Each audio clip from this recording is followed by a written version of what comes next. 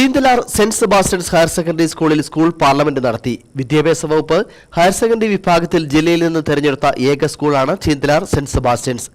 ഉപതെരഞ്ഞെടുപ്പിൽ വിജയിച്ച 2 അംഗങ്ങളുടെ സത്യപ്രതിജ്ഞയോടെയാണ് പാർലമെന്റ് തുടങ്ങിയത്.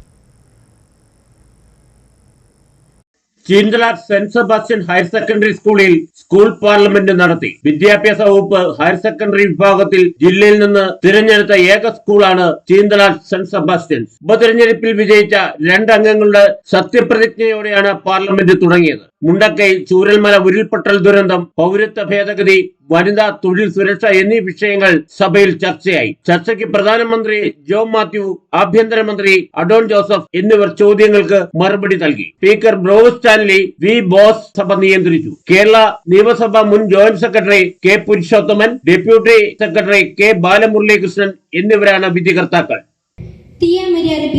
मॉडल पार्लियामेंट के सदस्य के लिए चुन लिया हूँ। कानून के माध्यम से अस्तित्व में आई Bharat I, Albin Noble, having elected as a member of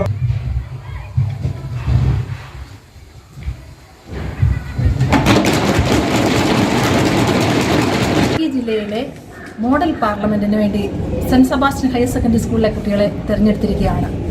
ഇന്ന് ഇതിനു വേണ്ടി ജഡ്ജ്മെന്റിന് വേണ്ടി വന്നിരിക്കുന്നത് പുരുഷോത്തമൻ സാറ്, മുൻ നിയമസഭാ സെക്രട്ടറിയും ഡെപ്യൂട്ടി സെക്രട്ടറി ബാലകൃഷ്ണ മുരളീധരൻ സാറുമാണ്.